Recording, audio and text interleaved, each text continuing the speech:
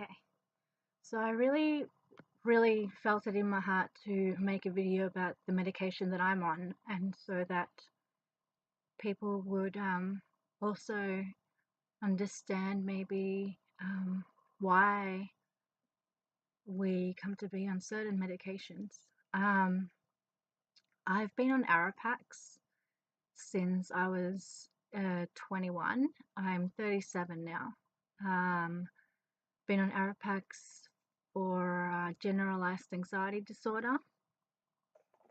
Arapax is paroxetine. It's called Arapax here. I'm not sure what it's called in the States.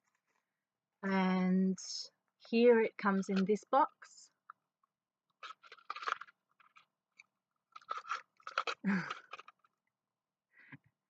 The paroxetine. I'm on 40 milligrams a day. It's not a huge dose, but I've been on that since I was 21, and that did help me a lot with my anxiety. I was suffering from panic attacks, and I didn't want to leave the house.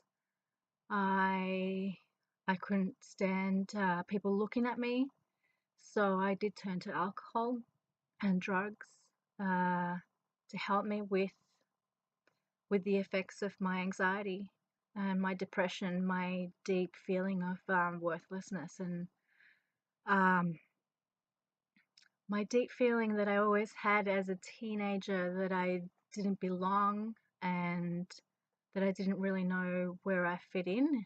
And I also saw all the tragedies in the world and felt them on me at a very young age.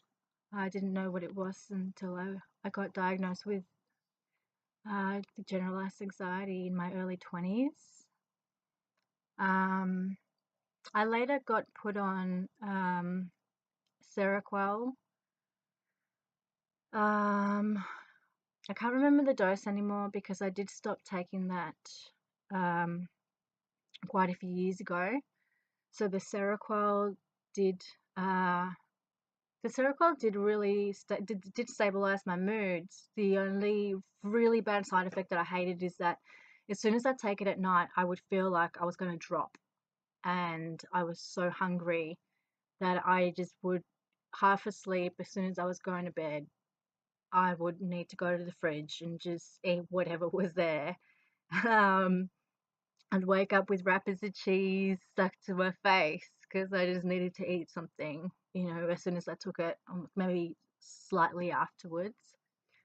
What I'm on at the moment is I'm still in the Arapax, so I'm 37. I went on it when I was 21. I finally got diagnosed. So I got diagnosed with borderline personality disorder in my mid-20s, and that's when I got put on this Seroquel, which did help somewhat. Eventually, I went off that because I just wasn't happy with the way it was making me feel anymore, and I needed my wits about me, and it does kind of zombie you out a little bit, depending on what dosage you're on. I can't remember what I was on then. Eventually, I found another really great psychiatrist, which I'm still with, and he diagnosed me with bipolar 2, and he's the one that put me on lithium, 250 ml a day and 500 a night I'm on now, and that's been working really well. I've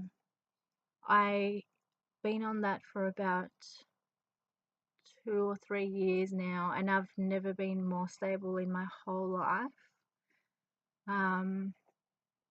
I have been on a path of self-improvement and self-discovery, and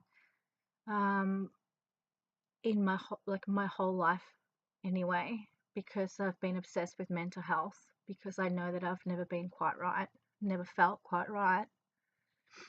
So it's been definitely a huge journey for me, only realizing now that I can only really focus on myself so much, and it's harder for me to focus on other people emotionally, not able to be there for other people because of my mental health, because my mental health absorbs so much of my energy, understanding it and containing it and controlling it and embracing it and just understanding it generally. So this led me on a path to study art therapy, which I'm doing now, and it's really helped me so much to understand in a holistic way the way that we treat our feelings. Um, I'm on medication still because I would never go off it, no, straight away. And I know that no one should go off your medication straight away, because if you are on a journey of self-discovery and understanding and healing, yes, it's great to accept all the new holistic, not even new, just like ancient holistic ways of dealing and working with certain ways of being and feeling. But medication in today's day and age does help. We live in a very time poor society. Not everyone has the luxury of taking a couple of days off work or not working if they can't. So that's how it's worked for me. Not long after being on the lithium, I developed a thyroid problem. Now, I can't link this myself to that because I'm not a doctor, and I'm not even sure if my doctors link it. Actually, my doctor said it's not linked. I read some information up, and it does affect your thyroid taking the lithium, but my particular kind of thyroid, hypothyroidism, so there's hyper and hypo, and the hypo, which is the low functioning thyroid issue, for me was diagnosed as Hashimoto's, which is not meant to be directly connected to the lithium. And when I first learnt this, when I first found out that I had the thyroid problem after taking the lithium, it was like my world was turned upside down. It was like finally the one thing that makes me stable and makes me happy and healthy and have like a normal life and be a normal person, have a continuum of existence, which I never had before in every aspect, work, work, emotional, um, recreational, etc. So I was pretty devastated that I thought maybe the lithium had caused it, but um, it's not necessarily linked.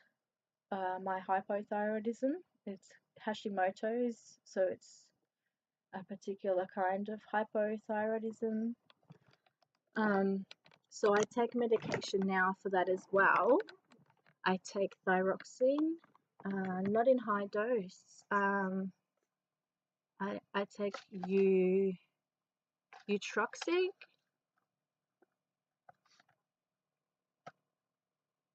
100 milligrams, plus the 50 milligram a day to keep my thyroid level.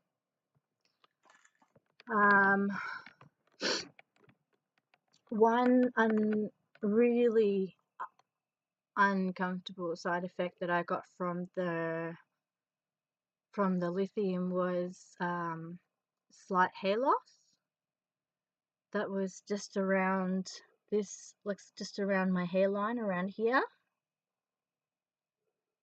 and also the heat regulation. The heat regulation in my body became discombobulated, so I was hot most of the time. I still am, and that's why I've shaved my head. I hate being hot. It was always, my hair's very curly. It was always sweaty and gross. And I work in retail and they've cut our hours. You know, like most retail places now, they're working you to the bone. Um, so no time for pretty hair. Just my hair was always up. I was always hot. And every time I got up, I had to do my hair again. And with my mental health issues and my inability to cope with high stress levels, I just um, got rid of it. I just did not need it. Wasn't doing any purpose, serving any purpose in my life. So I got rid of my hair. Life's a lot easier now. I'm a lot happier without it. Because of the lithium, my energy levels became quite low.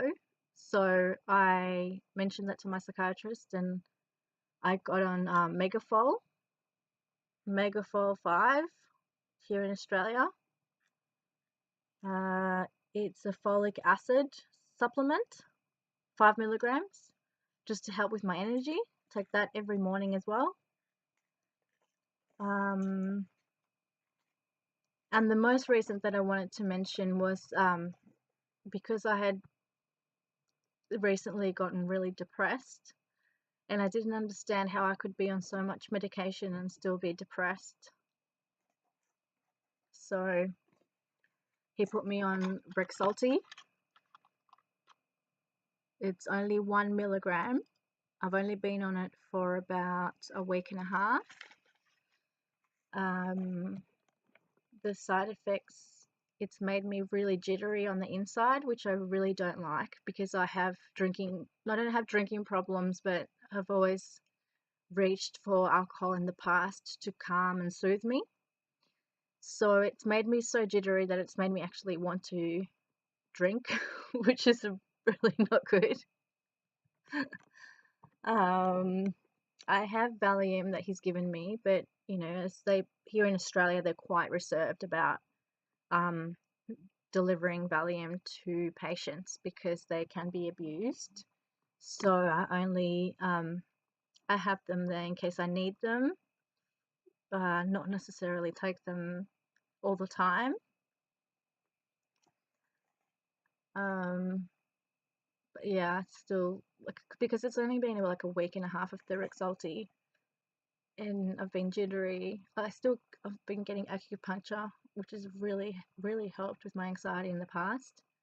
But I'm still so jittery that I felt like I needed a drink, and I'm hoping that's going to pass when it settles. Hoping, hoping. Um, the other thing I really wanted to share is with the hair loss, with the lithium, which was really, for a woman, it's a really scary thing. Starting to lose some hair. We put so much emphasis on our hair, and with so much connection to our beauty in our hair, and I think that's part of why I wanted to just shave it all off. Like I had that kind of moment where it was like my hair's part of my beauty, like, well, and it's falling off and I don't need it.